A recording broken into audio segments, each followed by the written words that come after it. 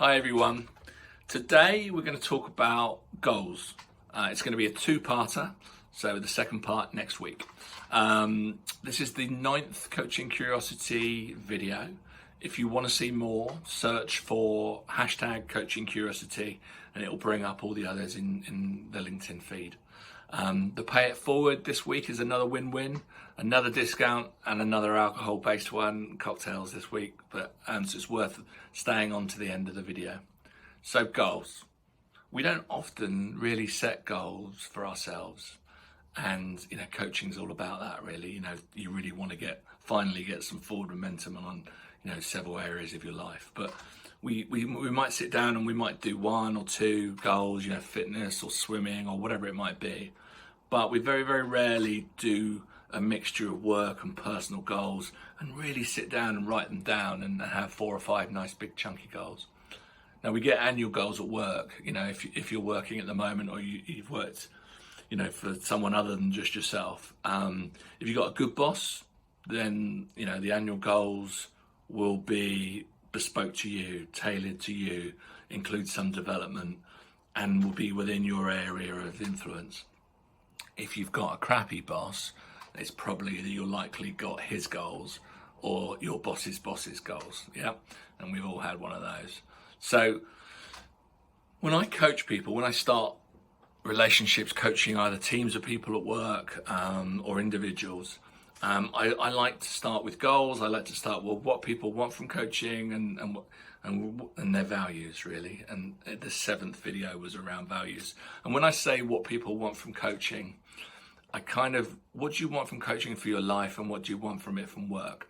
So from life, it will be momentum, balance, be healthier, have less anxiety, more confidence, try and banish some imposter syndrome, buy a house. From work, it will be, what do you want from coaching for your work? What did you want from work when you were a kid? What did you want from work when you were in the first 10 years of your career? And what do you want from it now? And importantly, which is a great question, what's changed? So on to goals.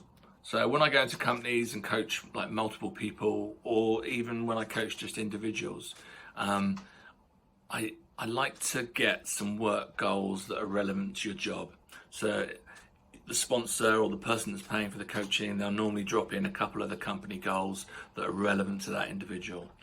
And then we have kind of work goals that are more personal ones for you, and that might be promotion, it might be learning and development, it might be getting feedback, more recognition, those kind of things that you want from your job at that time.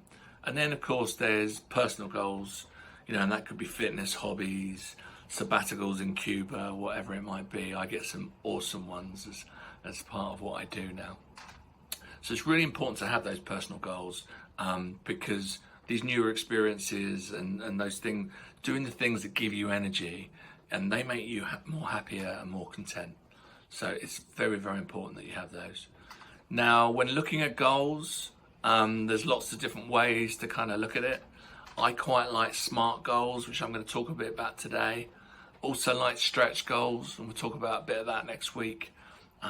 Also, I love a mixture of work and life. You saw the wheel that I talked about, the coaching wheel, in episode 3, I think it was.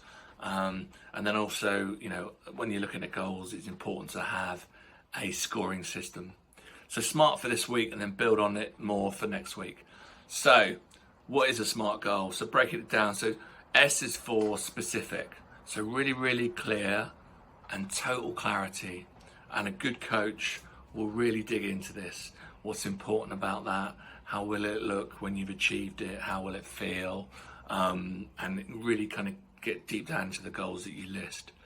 M is for measurable. So it needs to be measurable in order to track momentum. And I love a 1 to 10 scoring, because like if you tell me you want to do a marathon and you haven't done a run, you haven't even done the couch to 5k, and at the moment your fitness is a 3 out of 10, what's going to be a 4? That might be the couch to 5k, it might be just starting to walk. What might be a 5? That might be walking up the escalators when you return to London and you work. What might be a 6? It's kind of breaking them down into chunks. The A is for attainable, so realistic, but do dream. You know, it's about the journey as well. And like I say, I've had an awesome client who wanted that sabbatical in Cuba and kind of got that, was brave enough to step up and ask for that. And I've got other clients with amazing, ambitious retirement options, you know, that are out there, but they're achievable for those individuals. But it might be just something like reducing imposter syndrome. You know, that is so important to some people because it cripples them. So, you know, will you actually banish imposter syndrome forever? Probably not, but it's attainable to reduce it by 90%, for example. And then the R in SMART is for relevant. So it needs to make sense to you, your business, your company, and have real meaning. And T is for time bound. And that's kind of like a deadline. And that really helps create kind of structure in your goal. Now, there is a book I've been reading, kind of Finding Ultra by Rich Roll, who does a podcast as well. He adds an S onto the end of it for service orientated. So that's a kind of new one, so it's SMARTs. And how amazing would it be if you could have your goal that's linked to a service beyond yourself? You know, how great would that be? You know, a good example of that is Pomodo and Dylan Pugh's new venture after he left Spotify. It's a podcast business. He's releasing podcasts, but he's tracking the kind of growth of his business, and it could really help entrepreneurs. So it's of use. You know, another example, of course, would be these podcasts that you're listening to now.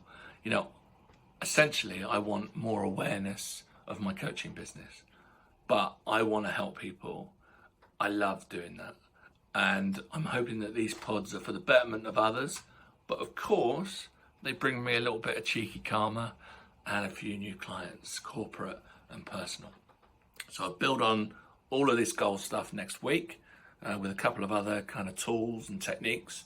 The shout out for this week. So Neo Cocktails. So we've got some leaving drinks tonight. Neo Cocktails. I got this in the post. This is a great thing, how you could do some leaving drinks or something like that at work. These drinks are actually in these packets. So you just rip the corner off, pour it over ice, and you've got a great cocktail.